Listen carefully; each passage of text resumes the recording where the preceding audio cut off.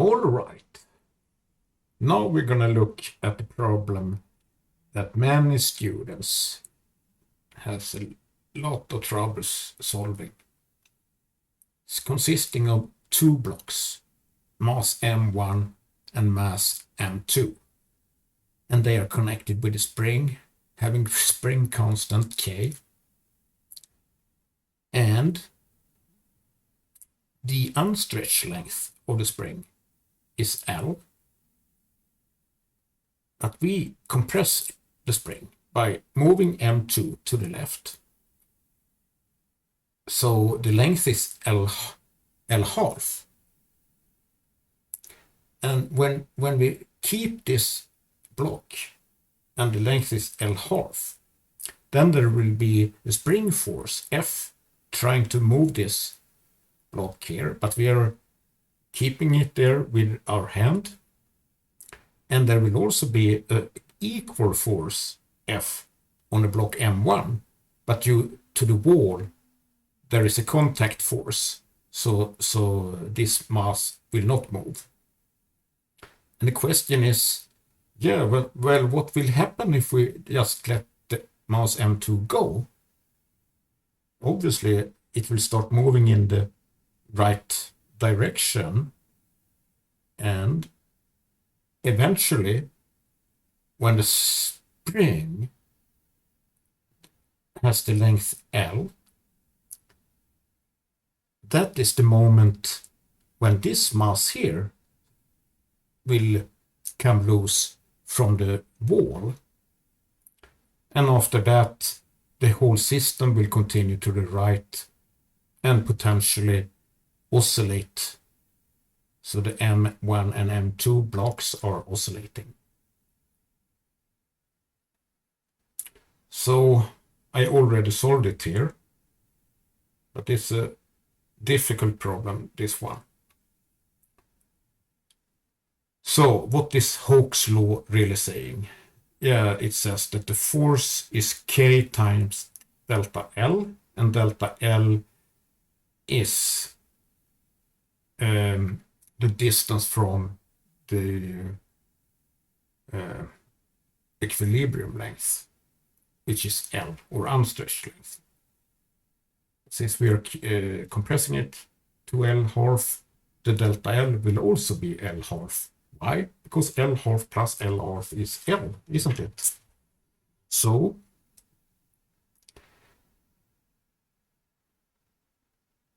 as I said before, we let it go, and eventually the length will be L, and then the contact force against the wall will be 0, right?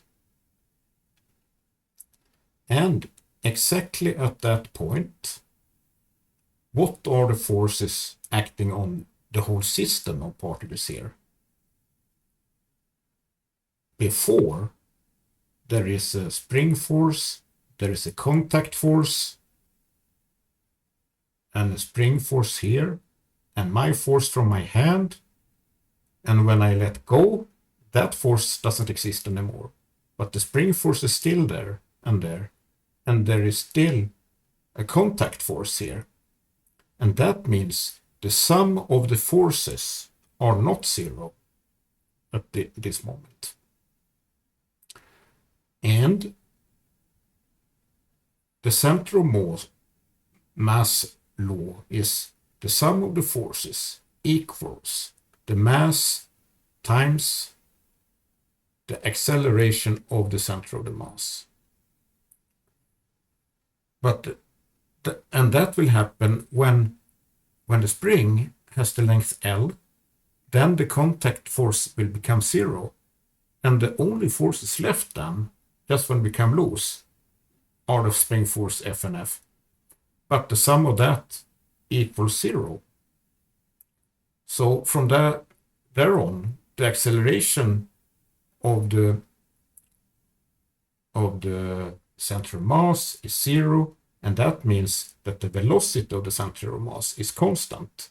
So when we come loose here from the wall, the center of mass, somewhere between M1 and M2, will move with constant velocity to the right. which we will calculate soon. So that's what I'm saying here. The velocity is constant. So if it is, then we can realize that, in that case, the position x of the center of mass will just be a formula like this one. So, and that is for what I'm thinking about here is there is a certain time while the spring goes from length L½ to L, and that time is from 0 to T0. And when you achieve the length L, the time is exactly T0, T equal T0. And when the time is greater than T0, that's when it comes loose and the velocity of the center of mass will be constant. And this is what I say here. When T is greater than T0, we have a very simple rule that the Vg is constant and the position of the center of mass will obey the formula here. As for example, you can see that if I set T equal T0, then this term here disappears and you get whatever xg is at T equal T0. And that we will calculate also. So that part of the problem is extremely simple. It's just a formula like S equal Vt. That type of formula here. And here's a little bit more tricky part. When T is greater than 0 but less than T0, then we cannot use the center of mass law. So we will have to start thinking about things. What we know is the block M1 is all the time exactly here. It is in contact with the wall. At T equals 0, we know that this M½ M2 is the distance is L½ between M1 and M2, and we know that at T equal T0, then M2 equal L. The distance between here is L. If you say the position here is x equals 0 for the M1. So let's consider that both block M1 and M2 either are small or the center of mass M1 is at x equals 0 and the center of mass of M2 is at x equal L when T equal T0. So this is what then we can calculate the center of mass. From definition, it's the mass times the position plus the other mass times that position. And for the left block, it is all the time at x equals 0. And at T equals T0, we know the length between the particles or blocks is L. So that is the position of the M2. And we should divide by the total mass. So, okay, so now we know exactly what the center of mass position at T0 is. The one here. So we would know everything now if we knew the velocity and also exactly the time, T0, how big is that?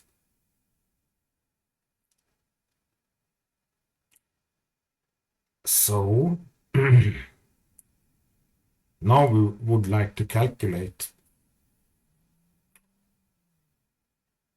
the M2 position. So what we know here, that is not moving. So what is moving then? M2. And how is it moving? That's what we want to know. And if we know how that is moving, and we know that is at 0, then we can calculate where the center of mass is as a time of t. a function of t. So here is the Hooke's law. It's expressed in the coordinate x, which here is the coordinate x is for the second mass m2.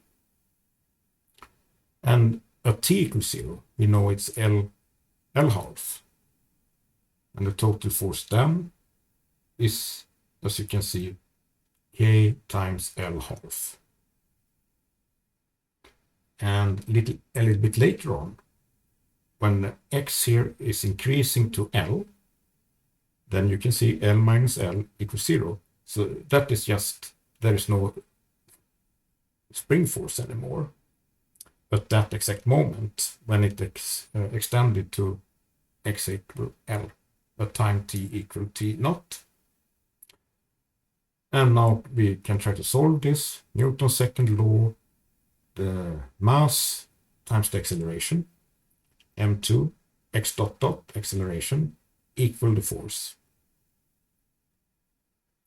And in order to solve this as simple as possible, let's just introduce another variable. Let's say u, L minus x. So you can put a u here. Now we have to find out what x dot dot is. So if u equal that, then u dot equal minus x dot, and u dot dot equal minus x dot dot.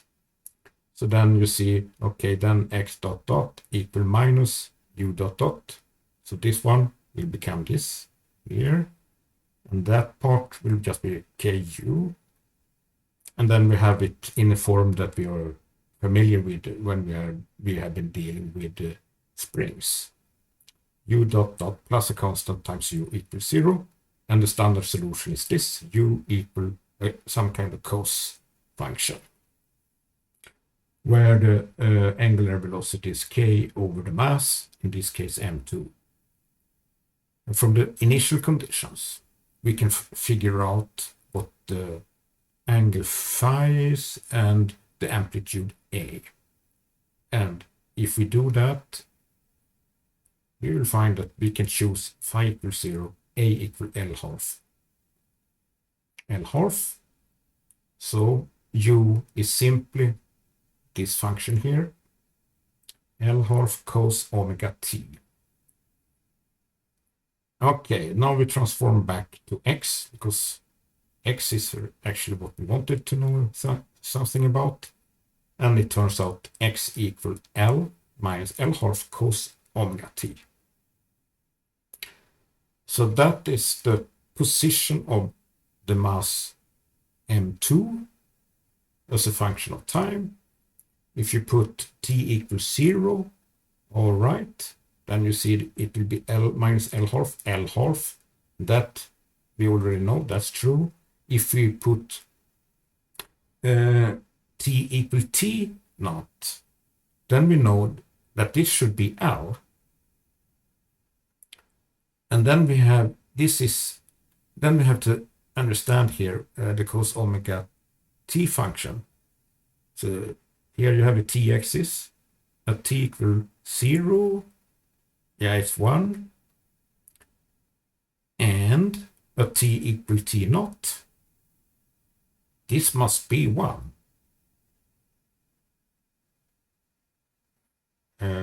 No, t naught, then x equal L. So this cos function must be 0. And when is the cosine function 0?